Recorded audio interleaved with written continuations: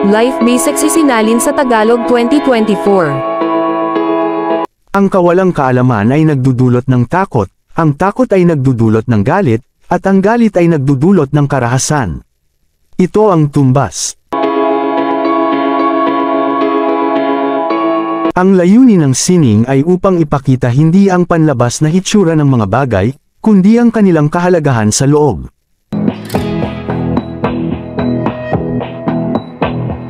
Ang tungkulin ng karunungan ay upang magpasya sa pagitan ng mabuti at masama.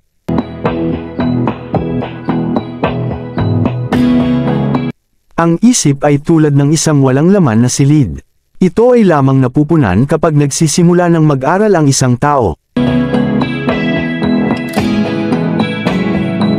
Ang katotohanan ay hindi nagiging mas totoo sa pamamagitan ng katunayan na ang buong mundo ay sumasang-ayon dito, o kahit mas mababa kahit na buong mundo ay hindi sumasang-ayon dito.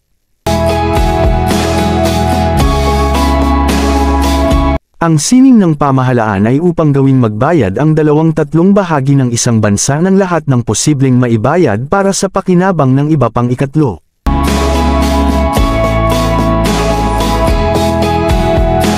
Ang kaluluwa ng tao ay nahahati sa 2 bahagi, isa sa katawan, at ang isa sa intelligible world.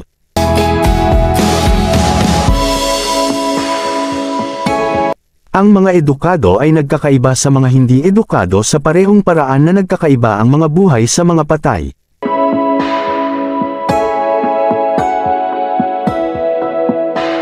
Lahat ng kaalaman na anuman ang mahanap ay may pinagmulan sa Diyos.